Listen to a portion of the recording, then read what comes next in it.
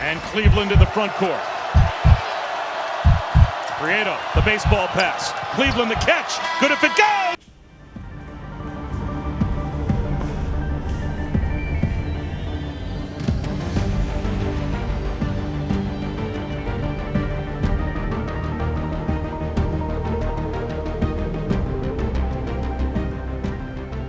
Welcome to the Heave. So, Jordan had the shot. Everyone knows what that is. LeBron had the block. Everyone also knows what that is. Kobe had 81. So, that's enough right there. He didn't need a single play. But my teammate here, he's over there. We did his part first, and now I'm doing mine. So he's listening to this. But he had what I'm deciding to call the heave. Because you know what? He caught it, he turned, and he heaved that sucker at the basket. And as Coach Jones likes to say, do you know what Coach Jones likes to say? Anything's possible when you show up for work. Well, there's that. Anything's possible when you show up for work. Actually, I should make that the title of the video. This was supposed to be serious and interview-like, but it's my channel, so I can do whatever I want. Anything's possible when you show up for work. But my favorite is if you throw the ball at the basket, it has a chance of going in. In this case, it did. So, while I'm waiting on video from the video lady who gets everything and we never see, but while I'm waiting on that, I'm gonna get interviews from everybody.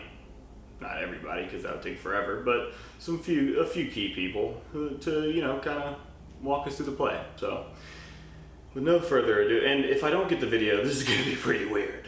So hopefully I do and I can stitch that in. But with no further ado, let's bring Matthew on. Let's get it going. Thanks for watching. Sure has. And then today you're playing on the road against an opponent against which freshman teams do not typically play well, Bob. All right, so you had a little bit different experience. You were obviously with your foot. You didn't travel. So, kind of like going to the game, and you're looking at the team from an outside perspective. Like, what were your thoughts kind of going into the game? Into the Virginia game? Yeah. I know it's going to be an uphill battle. Virginia is always one of those elite teams in the ACC, and they had this notorious pack line defense on top of it just being senior night. I knew it was just going to be a lot of obstacles and a lot of adversity stacked up against us, but I knew it was possible, but I just knew that it would take a lot of effort from everybody. It would take a lot of people to step up and contribute a little more than they have before, especially being on the road against such an elite team. For the game, I really came in very confident that we could get the win. We had a good scout on them, so I was just confident we can get the win if we really bought in and played good defensively. So it was just a high energy game for us. Going into the game, I had hope. I think everybody did. I don't really know how you can go into a game and not think you're going to win. I think we're going to win every game. So going in, I had high hopes. I think we had a really good scouting report. I think Coach Jones did a great job, like he always does. And we just needed to execute it. And execute it we did. Those freshmen showed up, and that's one of the residual effects of how they've had to play with all the injuries, Bob, is those freshmen are getting more time and more experience. And maybe the law of unintended consequences for Leonard Hamilton. He is suffering through it this year, but he's going to have some old, experienced sophomores on his team next year. I think some of the struggles why we've been losing the game is, one, because of injuries. And I think that's really been like the biggest part of it is we've lost a bunch of senior leadership and experience on the court that helped me throughout the years. So I think that's really a big part of it. And also having basically all 5 of your stars out doesn't help. And the rotations being cut from 12, 13 to 7 in a system the way we play doesn't really work as well. When we go into halftime, what are your thoughts on the game? How are you feeling? Yeah, going into the halftime, I felt I wasn't discouraged. We've been in that position many times, and it wasn't like a big deficit like other games have been, but I felt fine. I kind of felt like we were going to get a rhythm since we weren't really doing as good offensively, but our defense was picking up, so I felt like we were going to be fine. We competed, and we kept competing at a very high level, regardless of the disadvantages we were at of not having our fully healthy team. I felt like A lot of the younger guys stepped up. I felt like Harry stepped up, and a lot of guys made a lot of timely shots. And being able just to keep their composure and even being down by 10 to a Virginia team and still have the resilience to increase their effort on defense and allowing that to create offense for each other. I felt like that was very impressive, especially for such a young team and such a young, inexperienced team. So, I mean, the fight was there, but just the extra effort is what impressed me the most. We were keeping it close. They were playing pretty well, and I thought we were playing well. We didn't hit a ton of shots early, which, you know, is hard, obviously. But as the game went on, I thought if we could keep it close to the end, then we would have a shot. I just thought if they pulled out ahead of us by too much, then, you know, their defense is so good that we would struggle to come back at the end. During the game and at halftime, just thoughts were we worked really hard in the first half to keep ourselves in the game, really try to take away their block remover defensively. So going out of half, I just felt we had a great chance to win. We were only down 5, and the bad call at the end, we should have been down 3. So it just gave me confidence to go out the second half knowing we could actually win the game. So Matt hits the layup to put us up, or to, I think, what was it, to tie it, put us up to 1. Yeah, whatever it was. Franklin comes down, hits the jumper at the free throw line. Yeah. Keep everything in front of you if you're Florida State. They're having a tough time getting it into Kihei Clark. Instead, it is Armand Franklin. Franklin pulls up. Got it! When Armand Franklin hit the shot, I'm not gonna lie, honestly, I was a little depleted. I felt like, you know, Florida State we put up a hard fight. It was a lot of effort, and it felt like a shame, like all the effort to go to waste and such a last second shot from a player who was kind of struggling to shoot for the entire year. So that was kind of deflating. You know, there was a little hope because we had 1 second, but, you know, how much magic can you really muster up in 1 second? And that's kind of what I was thinking at the moment. And I just thought that, like, at the end of the day, like, regardless of what the outcome was, that I was proud of the team. I was proud of the effort that they gave. I was proud of the heart that they displayed. I was proud of the pride that they showed out there on that night. So regardless if it was a win or a loss, I was prepared to be proud of the team.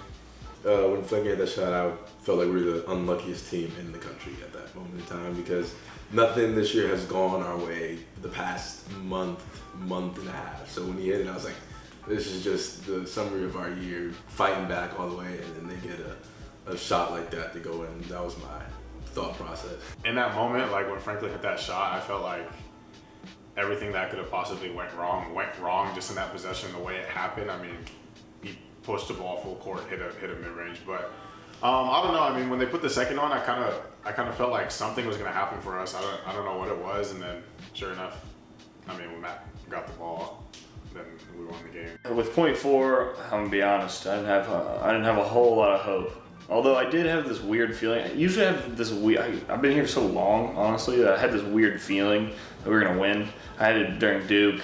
Most games that we pull out at the end, I had this like weird feeling that we're gonna get the win. So I was pretty calm. That might sound insane, but it's true. But Franklin hits the shot. Really, the key was when the referee said they were gonna go see how much time was left. And I realized that there was probably going to be, 0.8 to a second left. I thought, hey, we're going to have a shot. The thought process from the play was I really didn't know where I was supposed to be. I was just locked in on how we were going to get a shot off in a second. And I didn't know if I was supposed to be in the left wing or the right wing. So I just chose the wing, and then when it tried to set the screen, and I realized no one was on me, so I just put my hands up and called for the ball, and then it was a great pass from Harrison.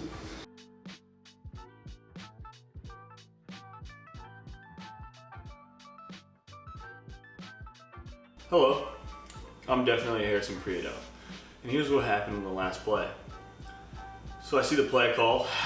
I'm like, all right, well, I see that my inner Brett Favre is gonna have to come out, and so I get the ball on the baseline, and the ref hands it to me. Play starts, doesn't go to plan, so I gotta make some magic happen. I cock that sucker back, just let it fly. Imagine the rest. This has been a message from Harrison Prieto. Thank you. So when he catches it, like, where were you on the court, like, and what, like, kind of run me through, like, you know, your thought process as like he catches it and shoots it, like, what was your angle of the play? Yeah, my angle, I was right in front of the bench, so Harry didn't pass it to me, so I didn't know who he was throwing it to, and then obviously when he threw it, I looked, I seen Matt caught it, and as soon as he let it go, I just stared at the rim, and then when it went in, I mean, from my angle it looked short, but I mean, clearly he hit nothing but net, so I think I had a perfect angle. Just the way I was looking at it, it just looked crazy. It didn't even look real. Ball hits my hands. I thought he was gonna try to break on it or try to like stop the shot from happening. But I was able to turn cleanly and get the shot off, and I knew as soon as it left my hand, it felt good. I knew there was either gonna go in or it was gonna be long. So the fact that it went in really great confidence booster. And Cleveland in the front court. Prieto, the baseball pass. Cleveland the catch. Good if it goes. Oh, he hit it! Matthew Cleveland wins it for the Noles. What's happening in the Blake household when that shot goes in? Man, when that shot goes in, there's a lot of screaming, there's a lot of cheering. I had to be very mindful that I was still hurt at the time because I wanted to run around the room. I wanted to run around the apartment complex and scream. He hit the shot, he hit it, we won.